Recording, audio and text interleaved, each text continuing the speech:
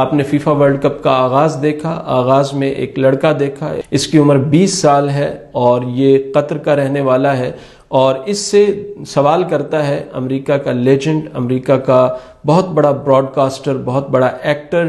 Morgan, اس سے سوال کرتا ہے کہ ہم مختلف تہذیبوں میں، مختلف کلچرز میں، مختلف رنگ و نسل میں جی رہے ہیں، مساوات کہاں پر ہے، کیسے ہے، برابری کیسے آئے گی، ایکویلٹی کیسے آئے گی، ہم ایک ساتھ کیسے دنیا میں رہ سکتے ہیں، اور ہم میں سے بڑا اور اچھا کون ہے؟ تو اس کا جواب قرآن پاک کی آیت سے یہ بچہ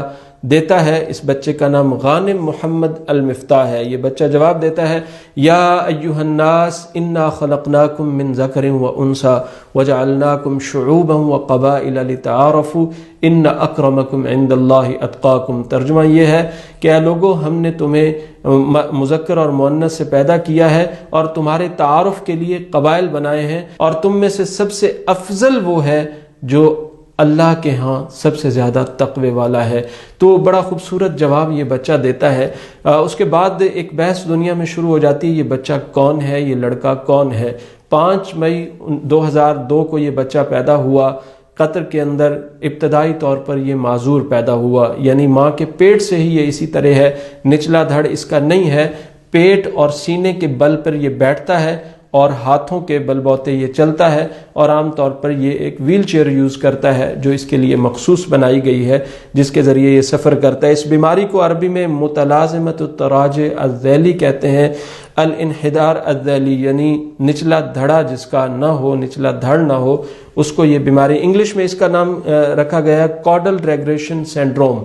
اس بیماری میں مبتلا بچے عموماً اسی طرح پیدا ہوتے ہیں، اور لاکھوں کروڑوں میں یہ کوئی ایک آدھ بچہ اس بیماری میں مبتلا پیدا ہوتا ہے۔ جب یہ بچہ پیدا ہو گیا تو ان کی والدہ، ایمان کا بیان ہے، میں نے اس کو دیکھتے ہی کہا انا فخورہ بانک ابنی، مجھے فخر ہے کہ تو میرا بیٹا ہے، اور اس کے بعد اس بچے نے قابل فخر بن کے دکھایا۔ ورلڈ کپ کا آغاز ابھی ہوا ہے، لیکن گزشتہ 6 ماہ سے پوری دنیا میں اس بچے کا نام گونج رہا ہے۔ اس بیماری کو، اس معذوری کو اس بچے نے اپنی کمزوری نہیں بننے دیا، بلکہ عربی میں ایک آدمی نے اس کے متعلق لکھا، درسا، یہ پڑھتا رہا، وجتہدا، کوشش کرتا رہا، وسعا، آگے بڑھتا رہا، وقرأ، اس نے پڑھا، وکتبا، اس نے لکھا، وتعلم، اس نے سیکھا، حتی اصبح واحدا من الاشخاص الفاعلیین فی المجتمع القطری ثم العالم، حتیٰ کہ یہ قطر کی سوسائٹی میں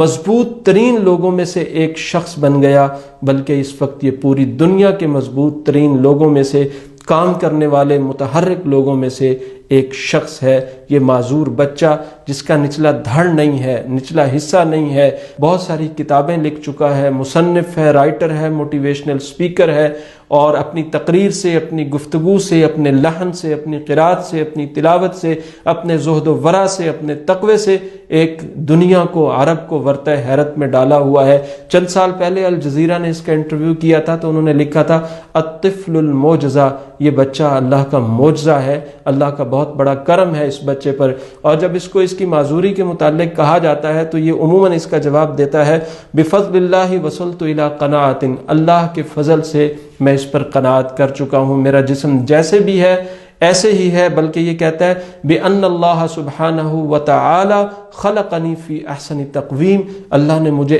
احسن ترین تقویم میں پیدا کیا ہے، میرا جسم اس سے خوبصورت ہو ہی نہیں سکتا تھا جیسا خوبصورت اللہ سبحانہ وتعالی نے بنایا ہے۔ ایک اور انٹرویو میں نے اس کا سنا، اس میں یہ کہتا ہوا نظر آیا،